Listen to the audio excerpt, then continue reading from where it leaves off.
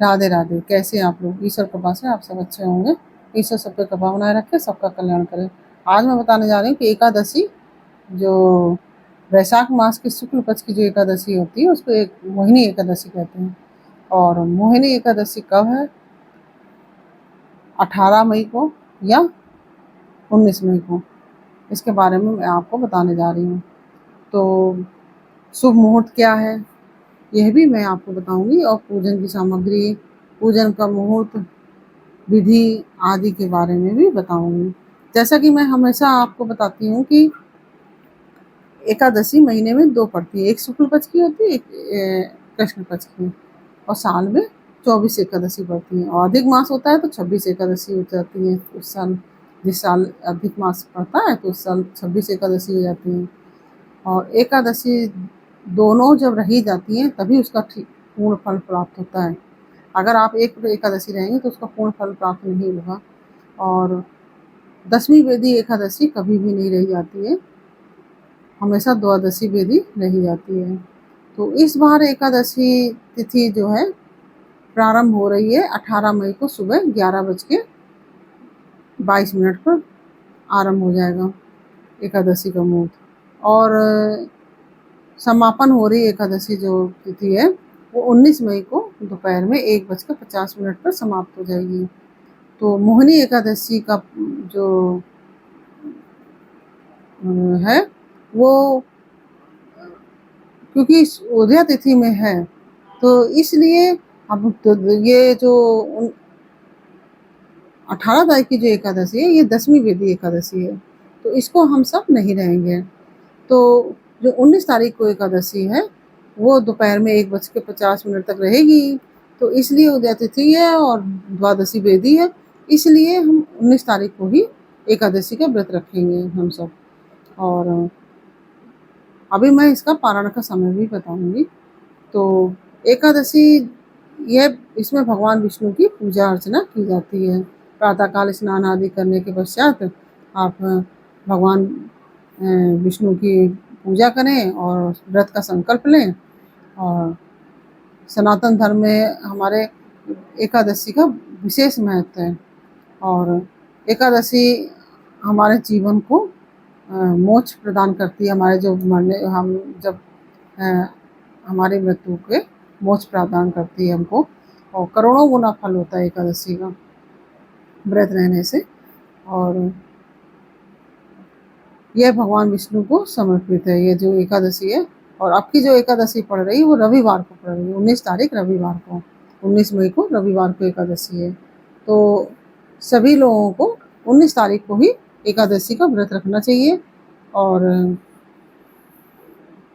एकादशी के पारण का समय है 20 मई को प्रातः 5:28 से लेकर 8:12 तक पारण का समय है। और क्योंकि पारण समय पर किया जाता है तभी इसका विशेष फल प्राप्त होता है। और जो मोहिनी एकादशी है ये वैशाख मास में जो एकादशी पड़ती है इसका महत्व अपने आप में बहुत बढ़ जाता है। वैशाख मास का ही अपने आप में बहुत महत्व है, ये भगवान विष्णु को समर्पित है यह महीना। और ये इसमें आप तिल का दान करें, शहद का दान करें, दूध का दान करें, दही का दान करें, पंखे का दान करें, जल का दान करें, तो आपको इसमें अश्वमेध फल का अश्वमेध यज्ञ का फल प्राप्त होगा। अगर आप इसमें वैसे ही एकादशी व्रत अपने आप में पूर्ण होता है, कोई भी एकादशी हो। और ये जो मोहिनी एकादशी है ये वैशाख मास की वजह से इसका महत्व और भी ज़्यादा बढ़ जाता है।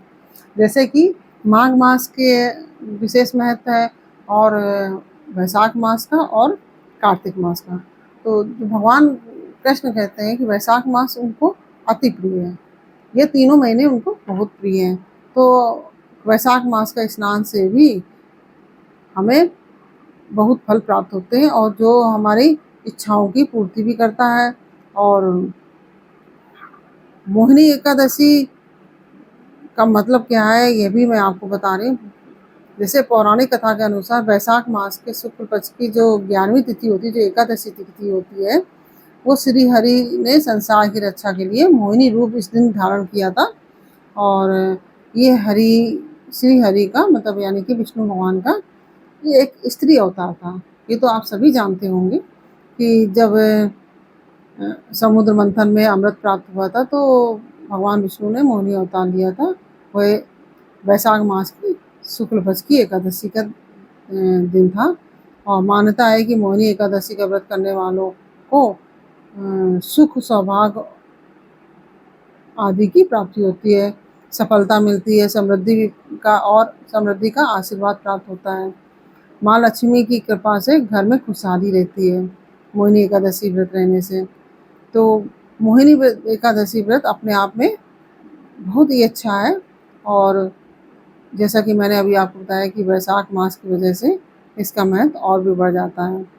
और मोहिनी एकादशी की कथा मैं आपको डाल चुकी हूँ। तो जैसे कि आप प्रातःकाल स्नान आदि करके भगवान विष्णु को स्नान कराएं, पीले वस्त्र पहनाएं, पीले पुष्प चढ़ाएं, केसर तिलक लगाएं, चंदन का तिलक और धूप प्रज्वलित करें, भोग लगाएं, जो फल वगैरह हो, जो आपके पास मिठाई वगैरह उनका भोग लगाएं और विष्णु भगवान को तुलसी दल अवश्य चढ़ाइए। बिना तुलसी दल के भगवान विष्णु की पूजा पूर्ण नहीं मानी जाती है।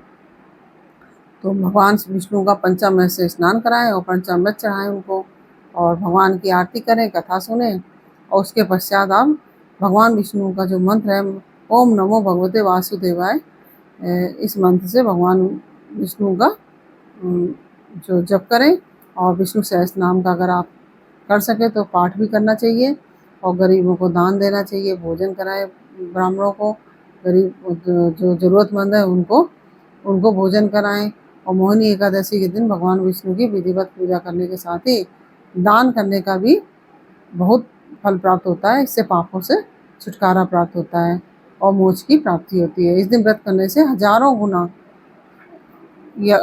यज्ञ करने का जो अश्वमेध यज्ञ करने का फल प्राप्त होता है और इसमें शहद आदि भी दान करना चाहिए, पंखा, जल आदि आप चाहे तो कहीं मटके दान कर दीजिए। इस तरह से इन सबका दान करने का भी बहुत फल प्राप्त होता है।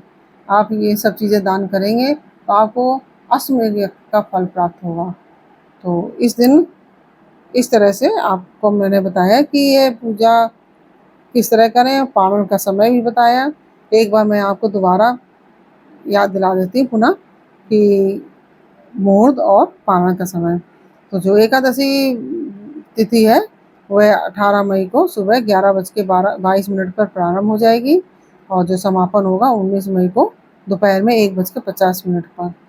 इसलिए 19 मई को ही एकादशी व्रत रखा जाएगा क्योंकि जो 18 मई को एकादशी पड़ रही है वो 10वीं वेदी है। 10वीं वेदी व्रत नहीं रखा जाता है और द्वादशी वेदी व्रत रखा जाता है और पारण का समय है 20 मई को सुबह 5:28 से लेकर 8:12 तक। आप पारण कर लीजिए। पारण कैसे करना है? यदि आप त्रयोदशी व्रत रखते हैं तो आप गंगा जल में तुलसी दल डाल के आप आचमन कर लीजिए ओम नमो भगवते वासुदेवाय करके और उससे आपका पारण हो जाएगा। और यदि आप दूसरे दिन व्रत आपका नहीं है, मान लीजिए प्रदोष नहीं रखते हैं या कोई और व्रत नहीं है, तो आप चावल से व्रत पारण किया जाता है। तो आप चावल जरा सा मुँह में डाल के और दान दक्षिणा देके आप चावल से व्रत का पालन कीजिए। इस प्रकार से मैंने ये आपको एकादशी कब है और पूजन का मुहूर्त, पूजा विधि और पारण का समय, पूजन सामग्री, ये सब मैंने आपको बताई और क्या करेंगे जिससे कि हमें अश्वमेध फल का प्राप्त होगा, अश्वमेध यज्ञ का फल प्राप्त होगा, यह भी मैंने आपको बताया और किस चीज़ के दान से हमको सफलता मिलेगी यह भी मैंने आपको बताया। और यह सब जानकारी आपको कैसी लगी ये मुझे कमेंट बॉक्स में अवश्य बताइए। अच्छी लगी हो तो वीडियो को लाइक शेयर अवश्य कीजिए और कमेंट में राधे राधे अवश्य लिखिए।